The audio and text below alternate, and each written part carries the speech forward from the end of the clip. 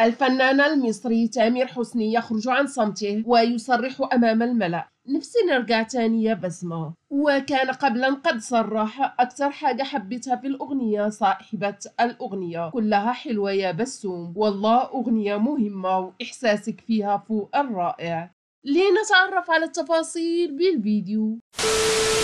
بعد طلاقهما الأخير بعد زواج دام لأكثر من 12 سنة، جمع بين النجم المصري تامر حسني والفنانة المغربية المبتدئة حينها بسمة بوسيل، التي صارت طريق الزواج وتكوين أسرة على حساب شق طريقها في الفن.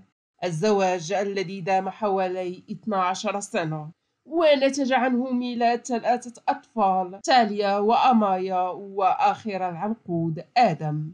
وبعد خلافات بين الزوجين كانت كل مرة تطفو للسطح ليركز عليها الإعلام المصري، وضع الثنائي حدا لزواجهما عبر الطلاق. وعلى ما يبدو أن الطلاق كان اتفاقي، لأنه لم ينتج عنه أي تنازع بينهما، بل لأجل أبنائهما ظلا في تعاون، فهم يحضران جميع المناسبات مجتمعين. وحتى في الأغنية التي أطلقتها بسمة مؤخرا كانت من إنتاج تامر حسني، بل أكثر من ذلك، الأغنية كانت أغنيته الخاصة، ولما أعجبتها أعطاها إياها، كما ظهر بصوته في آخر الأغنية كدعم لها. وقد سجل معها الأغنية في الاستوديو، وقد قال معبرا عن أجمل ما شده في الأغنية، وصرح قائلا: أكثر حاجة حبيتها في الأغنية صاحبة الأغنية، كلها حلوة يا بسوم، والله أغنية مهمة وإحساسك فيها فوق الرائع.